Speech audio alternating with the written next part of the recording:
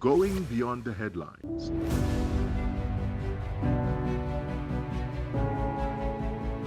Asking the questions you want answered. Exploring government policies and how they impact you. We are delving deeper.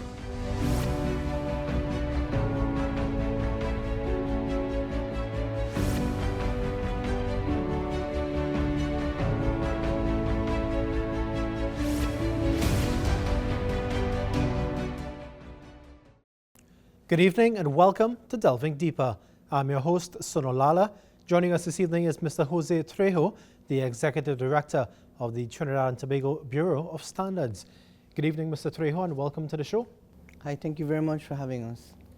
Mr. Trejo, tell us about exactly what is the role of the Trinidad and Tobago Bureau of Standards? Okay, so first of all, before I go into what the TTBS does, I would like to just maybe start off by saying that on July 8th of this year, TTBS will commemorate its 50th anniversary.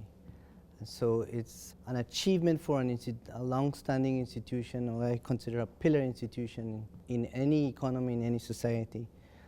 So TTBS has been the institution responsible for developing the country's quality systems.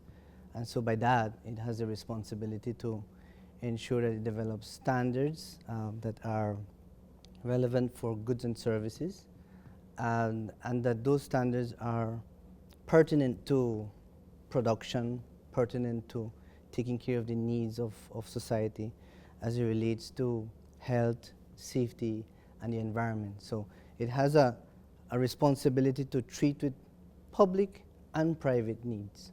50 years is quite a long time, and you know the Trinidad and Tobago Bureau of Standards has been around. How long have you been with the TTBS, and what changes have you seen so far, and what changes you are looking forward to? Well, I've been at the TTBS for 15 months, going on 15 months, but I'm not foreign to the work of TTBS. I was previously the head of a national standards body in the region, and I've been around this work for the last 15 years. I've had the opportunity to manage a national standards body. I've had the opportunity to sit on the CARICOM Regional Organization for Standards and Quality, to which all the 15 member states are members of. And so for me, TTBS, when I first started, was one of the institutions that I would have looked to alongside Jamaica in terms of how do you go about developing a national standards body based on where I was. So TTBS is really a mature national standards body, a national quality institution. It has all the responsibilities for the quality institution. When you compare it to a developed country where you have a national standards body, you have a national measurement body, you have a certification body, you have an accreditation body, those are all separate and independent institutions. But because of our size and because of scale, in developing countries, what we have is an organization like ours having the responsibility for all facets of the quality system. So TTBS has been, over the last 50 years, been developing these quality infrastructure systems so that we have on record 356 standards on the books. 265, I believe, are voluntary standards, and 91 standards are actually compulsory. So in the area of standardization, those standards are there for the use by the private sector, used by regulatory authorities. In the area of metrology, which is the science of measurement, the Bureau is responsible for ensuring that our measurement system meets international standards, and that our measurement system is internationally recognized. So over the years, we have registered this country's measurement capabilities at the International Bureau of Weights and Measures in France. The TTBS is on a global scale for certain measurements in the area of mass. We have our measurements at the international level. In the area of certification, the TTBS has developed services over time, and we have certifications schemes that are relevant to products and services. So we certify hollow clay blocks. We just recently did for ready mixed concrete. We have for roofing sheets. We have for bleach. Those are some of the areas that we have a certification scheme. So if you go to the shop and you find a bottle of bleach, you should see a sticker, the product certification marked by TTBS on that bottle of bleach.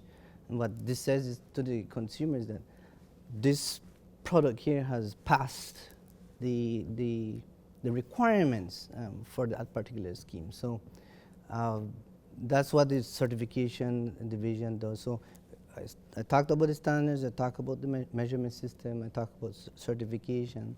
There's also the element of implementation, because I think one of the things that we have to understand in our society is that in terms of the public side of things, in terms of delivering on public goods, is that if we're going to protect the consumer, if we're going to protect the environment, and preserve national security and all those things, we have to have the capability to do so.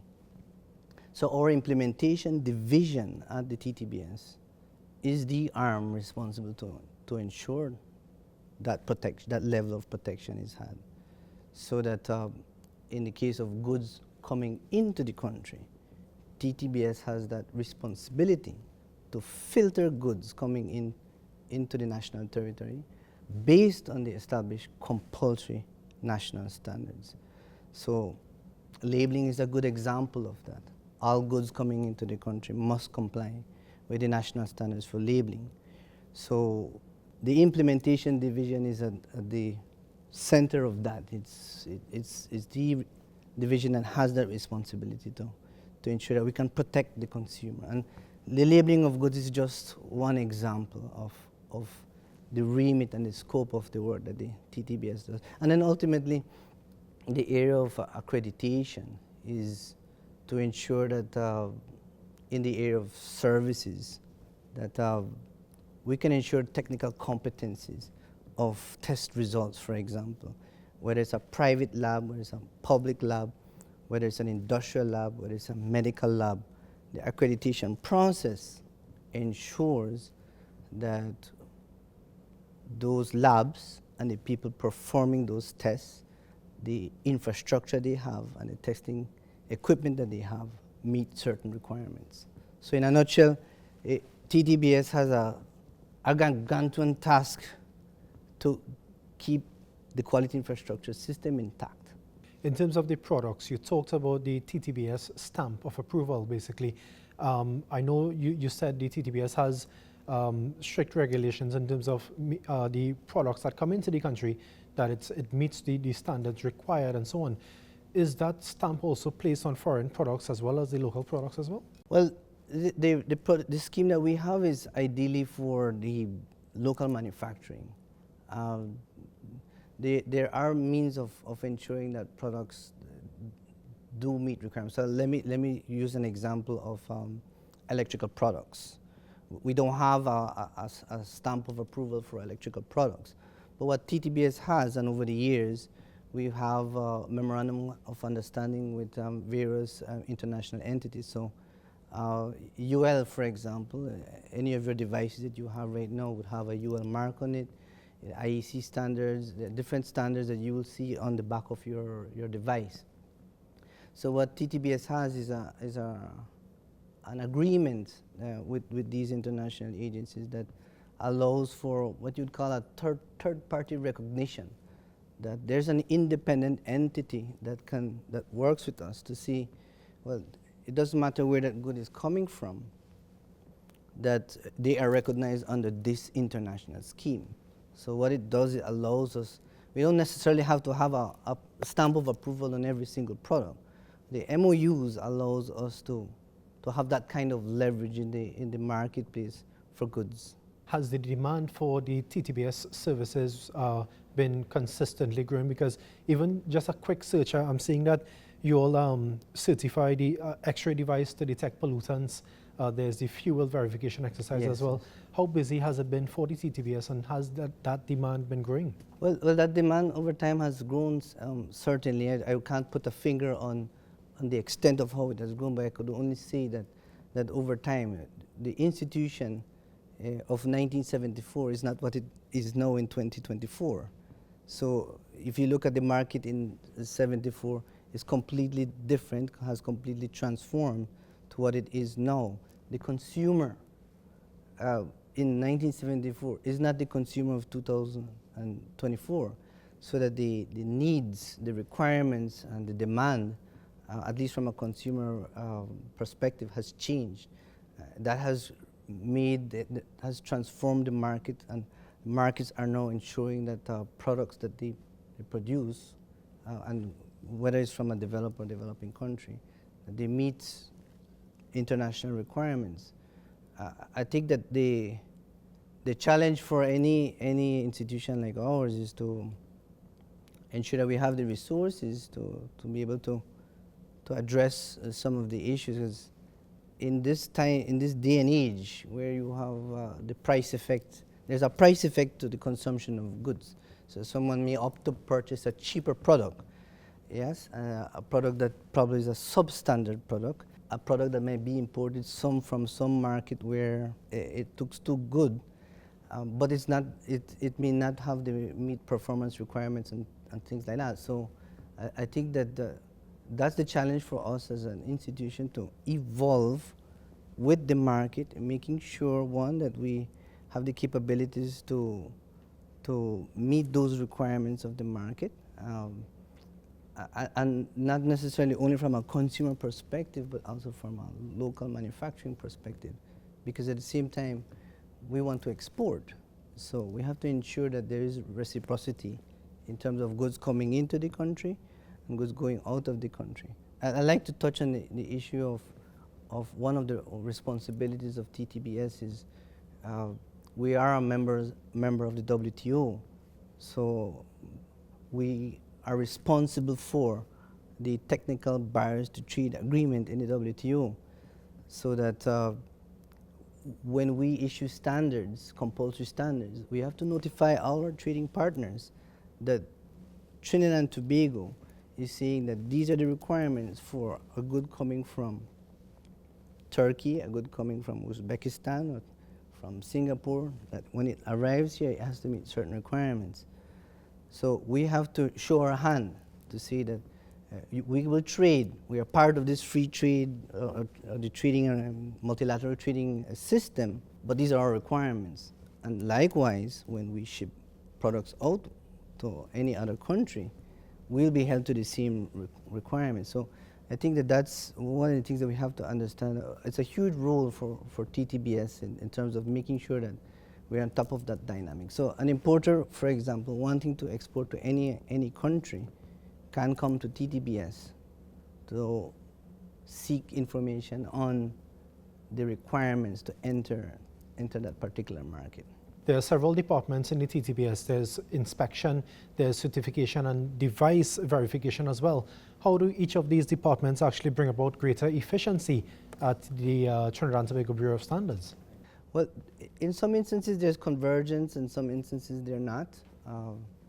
But in the case of, we like to look at the system holistically. So when we speak about quality systems, we want to ensure that we touch on standardization, certification, metrology, accreditation, and inspections and what have you. But I think that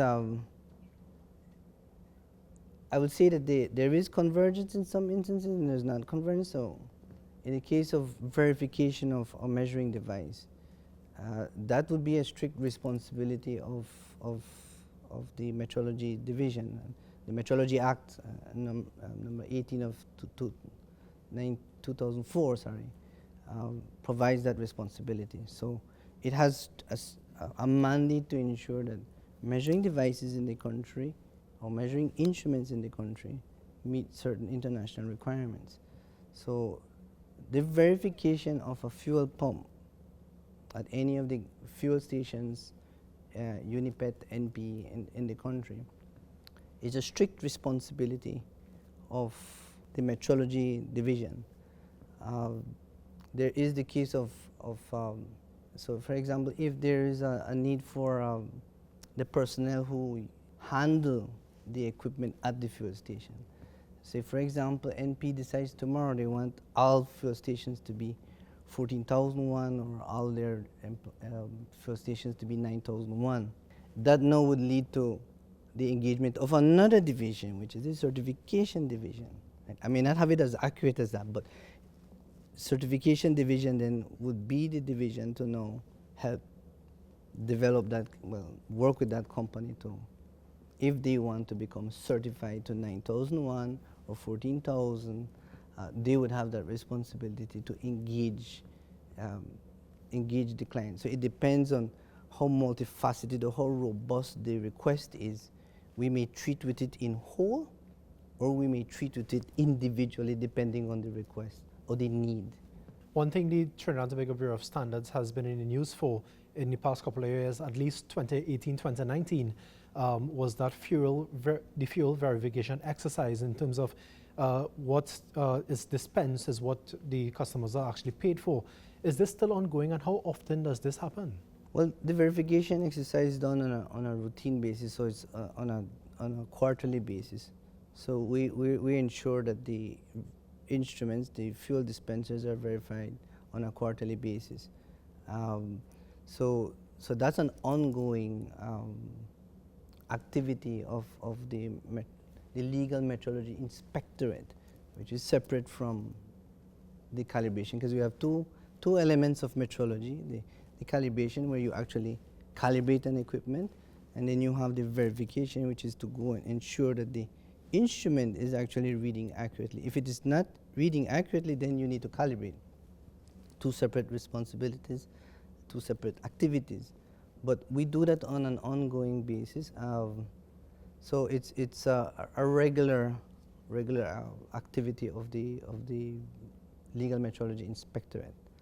If there's a change in the price of fuel, let's say the fuel subsidies change somewhat, what role does the TTBS have to play? Do you actually have to go and ensure that the price has changed at the pump and so on? Well, not necessarily, no. The TTBS's mandate is strictly on ensuring the accuracy and reliability of the instrument. If I would say TTBS can be engaged if you go to the pump tomorrow and you know that there's a change in price, what have you, and you note that, we do have a consumer complaint hotline at the TTBS where you can engage us. TTBS still has, the way the law was designed, the Standards Act number 18 of 1974, is that it basically gives the Bureau that full responsibility, right, to protect the welfare of the state. So if there's a complaint from the consumer, we do handle those complaints, and then we channel it to the respective entities that would have that responsibility to treat with that matter. But the answer to your question is no. We will treat only with the performance, the reliability, and the accuracy of the instrument. I believe it was in February that you all opened a sub-office in Tobago. Talk to us about that, and how has this been going, and what was the purpose behind this? Well, I have to say that from the perspective of, it's been a long, it's not to say that TTBS has not been present in Tobago.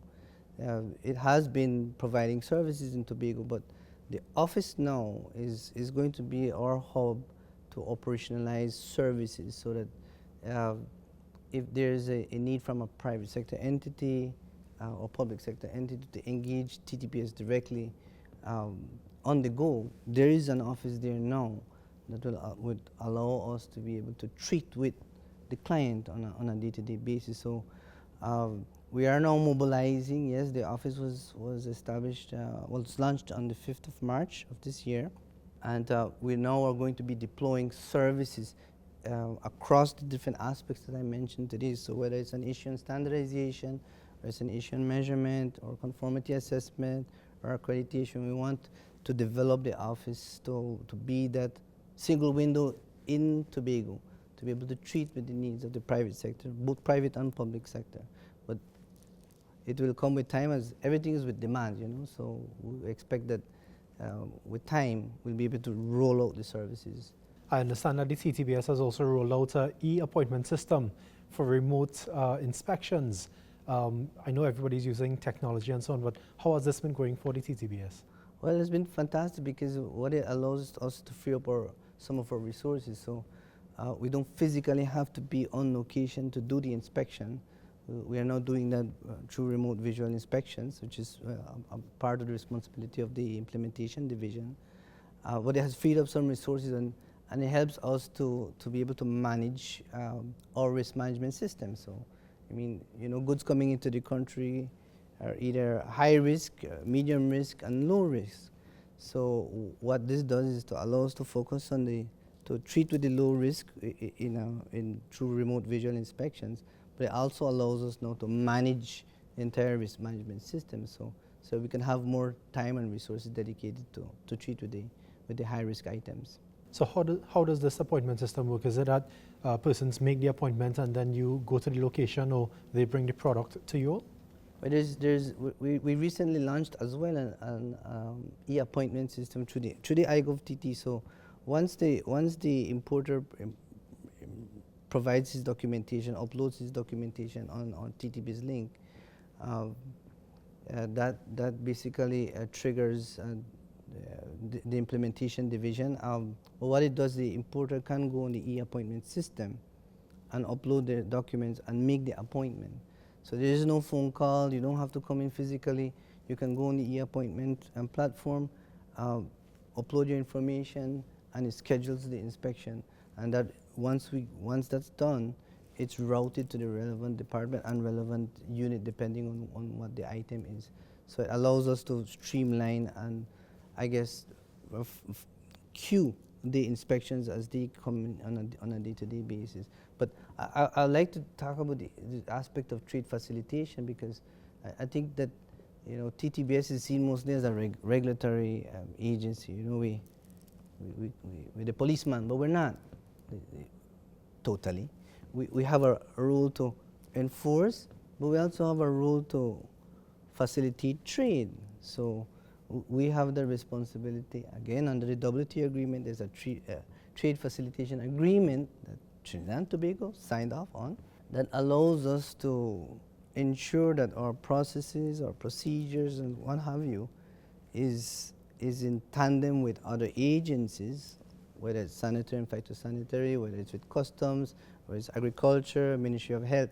All of that must, you know, converge to the benefit of the importer. So when goods come in, this sphere works to the benefit of the importer. So we are a trade facilitating agency. We have the responsibility to facilitate trade. That's a primary responsibility of the TTBS, and our implementation division is a key element, a key part of that. I know you said you all facilitate trade as well, but in terms of efficiency, is there a need for greater efficiency at the TTBS in terms of that ease of doing business? Most certainly. I think that in this day and age, we need to ensure that we digitize our processes. So I think we are now working on a new strategic plan that for the next 5 years, we will project the institution for the next 5 years. But I have to say that the strategy is not for 5. I've said to my team is that the strategy is to prepare the ground for the next 10, 15 years, because we have to think ahead. So what kind of institution must exist in the next 10 to 15 years? But things like this, and making sure that our processes are intact, that we digitize our process.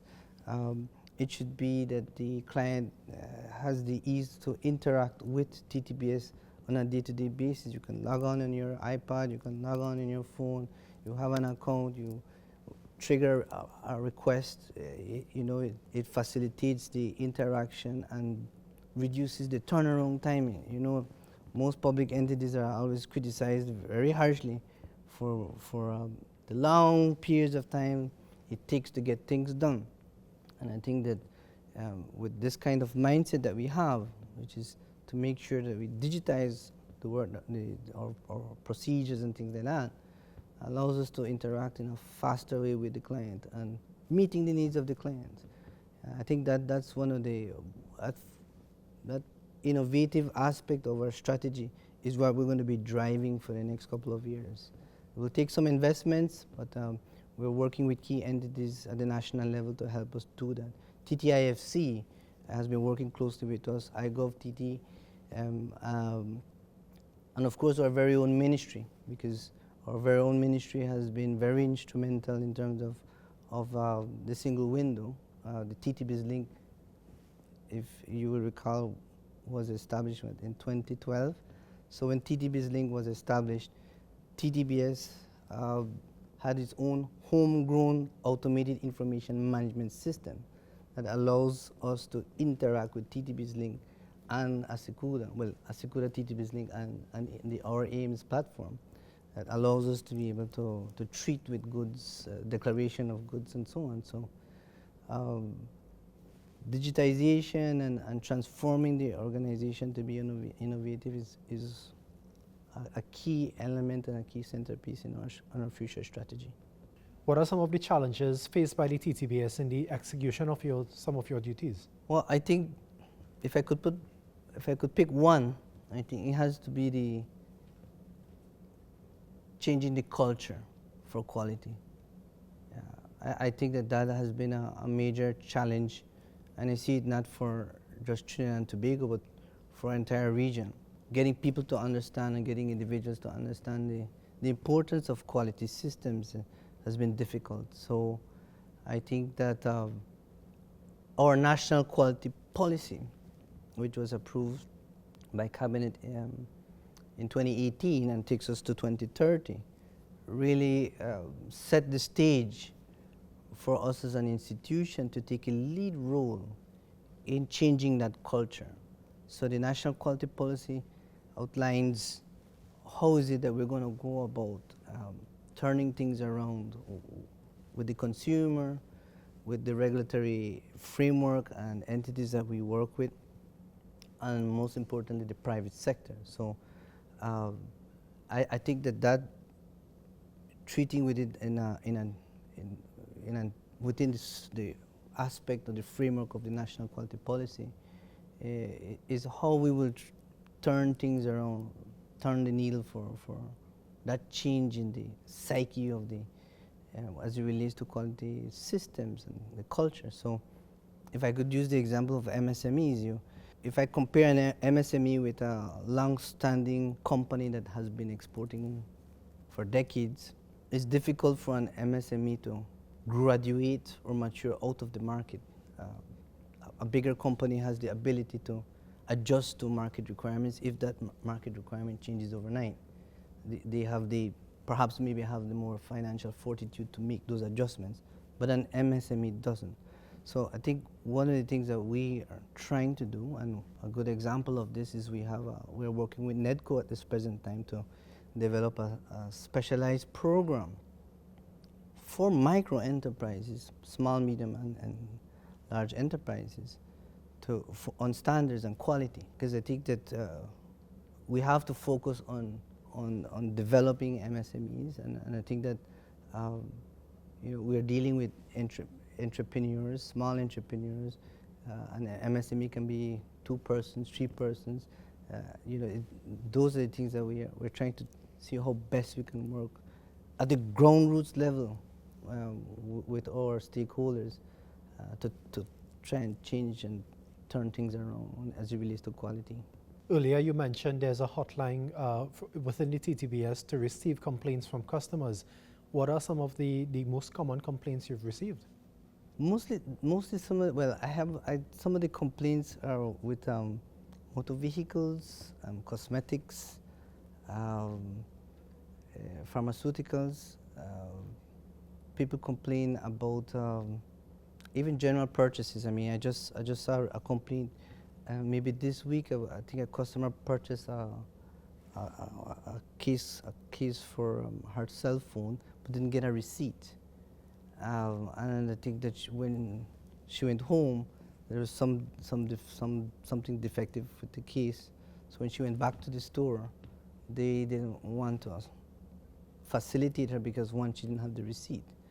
So those are some of the things that consumers would complain about on our hotline. But when it is specific to us, so if somebody complains about a fuel dispenser in Debe or any part of Trinidad or Sangre Grande, those requests will come to us, and we will treat with those as we get the complaint. But it's far and wide. The Consumer Affairs Division and the Trinidad and Tobago Bureau of Standards, it's easy to mix up both of them because they both fall within the ambit of the Ministry of Trade and Industry. What are some of the core differences between both the Consumer Affairs Division and the TTBS? I can speak to what we do, because our responsibility, again, is to protect the consumer. So if you go to the store and there's an issue with a scale, that's within the mandate of the Bureau as it relates to the Standards Act and the Metrology Act. So we have that responsibility to ensure that the scales are performing. If there's a challenge with a good, say bleach or any other stuff that falls within the scope of our work, we have responsibility to that. But where there is an issue of, say, in sales of goods, or where there's an issue in terms of our warranty with the consumer, that's not something that the TTBS has responsibility for. Tell us about some of the penalties. Is there a penalty for companies that don't comply with some of the standards and the requirements from the TTBS? Yes, we do have penalties in the Standards Act. It does provide, there are provisions in the Standards Act that for offenses, that if you don't comply with these requirements, there are penalties to bear. Is there a need to increase these penalties to reflect the modern day times? There's a yes and no, but for me, I think it's more to ensure that we do market surveillance. My view of trying to change things in the marketplace is to educate, sensitize, do the public awareness, and let that play out into initiatives and actions that allows us to work closely with importers, distributors, retailers, manufacturers, producers, exporters. I think that if by doing that, you minimize the need to go chasing goods in the marketplace. Not to say that there's not the responsibility of us to do market surveillance, to ensure that we do regular checks to ensure that there is compliance. But the fees, I think, yeah, there's always the need to assess the regulatory aspects of the institution as it relates to that. But it's not something that we have been working on of recent. So everything remains as is, and we have not been there has been no trigger to increase those fees. It's been about a half a century you all have been operating. Tell us about some of the greatest achievements from the Trinidad and Tobago Bureau of Standards. The major achievements has to be that if I could speak to the institution, is that it's accredited in various aspects. So our TTBS is a 9001 certified. The certification division is accredited to 17021 standard for certification bodies. Our implementation division is accredited to the 17020 standard, which is for inspection bodies. We have our metrology laboratory, which is accredited to ISO 17025 for testing and calibration labs. It shows the depth of the institution to meet international requirements.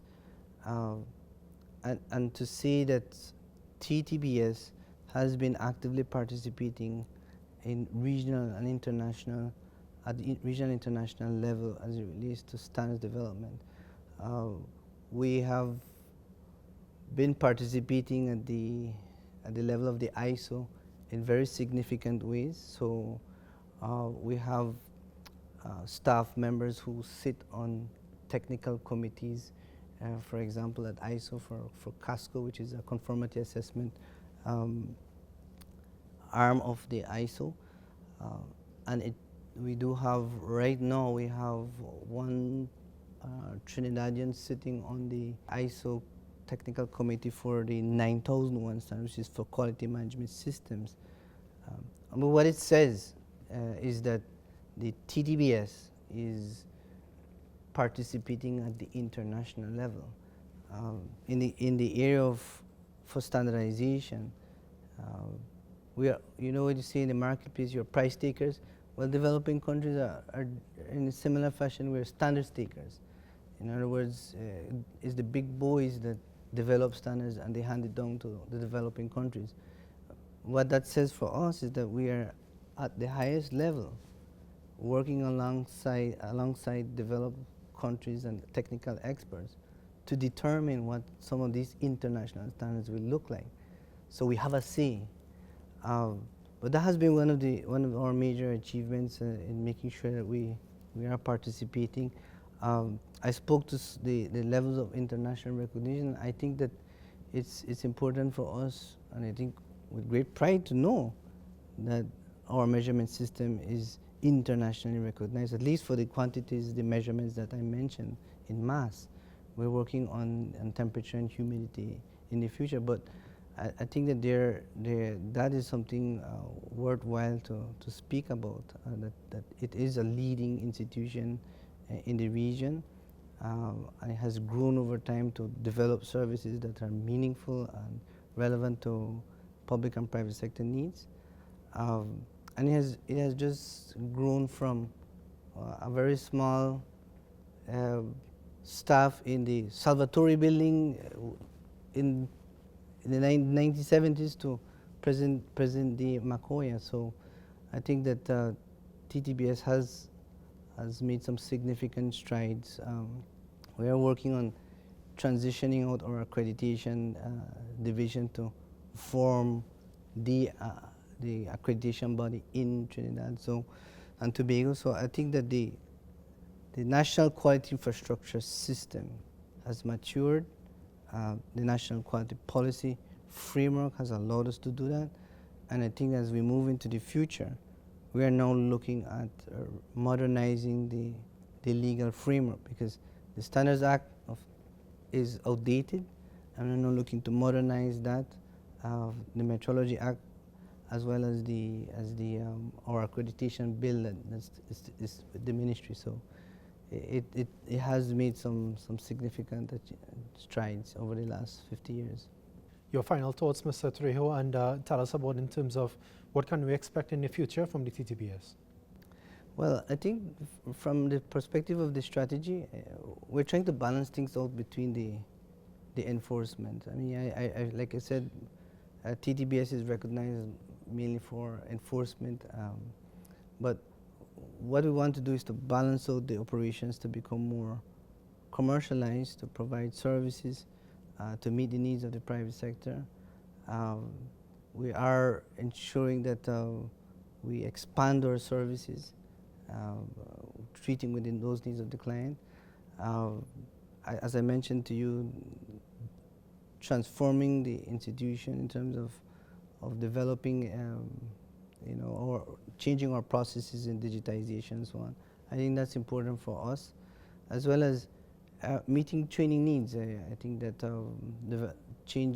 turning the needle for quality systems requires us to be able to train and develop and offer services to develop competencies with whether it's a micro enterprise, whether it's a large enterprise. TTBS needs to be able to meet those needs and answer the call as they arise. So we have a critical role to play in national development, I see TTBS as the golden thread. There is no aspect of a modern day economy or society that can get away from quality systems. Whether it's environment, whether it is health, whether it is energy, transport, you name it, there is always going to be that common denominator, which is quality systems, standards and quality. So I think that its role in shaping a modern Trinidad and Tobago into the future is only going to continue to grow. And we look forward to working with our partners, both in the public and private sector, to be able to shape a brighter future for a safe and healthy and competitive and innovative Trinidad and Tobago. Well, we have been speaking with Mr. José Trejo, the Executive Director of the Trinidad and Tobago Bureau of Standards. Mr. Trejo, thank you very much for joining us on this week's episode. It's been a very lengthy but a very informative discussion indeed. Thank you. Join us at the same time next week for another episode of Delving Deeper.